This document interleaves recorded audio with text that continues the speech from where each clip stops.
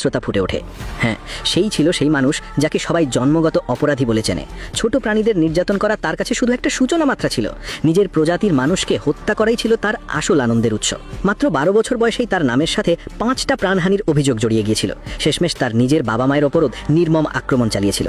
কিন্তু নিষ্পাপ চেহারা আর অসাধারণ অভিনয় দক্ষতার সুবাদে সে বারবার পুলিশের কঠোর তদন্ত থেকেও পার পেয়ে যেত। নিজের গোটা পরিবারকে শেষ করে দেওয়ার পর দয়ালু ফুপু তাকে দত্তক নিয়ে যান। কিন্তু আইমা এই উপকারের জন্য একবারও কৃতজ্ঞতা প্রকাশ করেনি, বরং সময় যত গড়িয়েছে ফুপা আর ছোট্ট চাচাতো ভাইয়ের প্রতি তার ঘৃণা তত তীব্র হয়ে উঠেছে। সে চাইতো না ফুপুর ভালোবাসা অন্য কারোর সাথে ভাগ করতে হোক, তাই সে চাচাতো ভাইয়ের ক্ষতি করার পরিকল্পনা করে ফেলে। কিন্তু সে নিজের এই পরিকল্পনা লুকাতেও দারুণ পটু ছিল। সবার সামনে একদম বাধ্য আর ভালো মেয়ের মতো আচরণ করত, কিন্তু ফুপু ফুপা চলে গেলেই তার আসল রূপ বেরিয়ে আসতো।